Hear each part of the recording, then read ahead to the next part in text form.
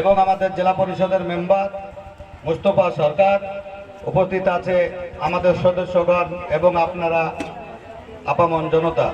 যেহেতু আমাদের আজকে এই সরকারি প্রোগ্রাম, আমাদের মমতা ব্যানার্জি সরকার যে আপনাদেরকে প্রতিশ্রুতি দিয়েছিল যে আপনাদের 100 দিনের কাজের বকেয়া টাকা যেভাবেই হোক, আমি কেন্দ্রের বঞ্চনার প্রতিবাদে আমরা 100 দিনের কাজের টাকা দিব।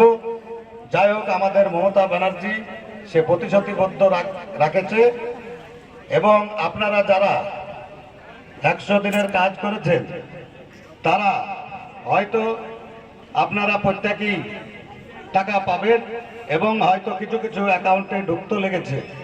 আশা করি আপনার কয়েকদিনের মধ্যেই আপনাদের প্রত্যেকের অ্যাকাউন্টে হয়তো 100 দিনের কাজের যারা কাজ করেছেন তারা প্রত্যেকেই টাকা পেয়ে যাবেন। যেহেতু আমাদের এটি সভা চলছে, এবারে হয়তো আমাদের আর কিছুক্ষণের মধ্যে হয়তো সবার কাজ শেষ করবে। আমাদের বিডিও সাহেব আছেন, ওনার মুখে সবকিছু বিস্তারিত শুনবো, শুনে আমরা হয়তো এখান থেকে শেষ করবো।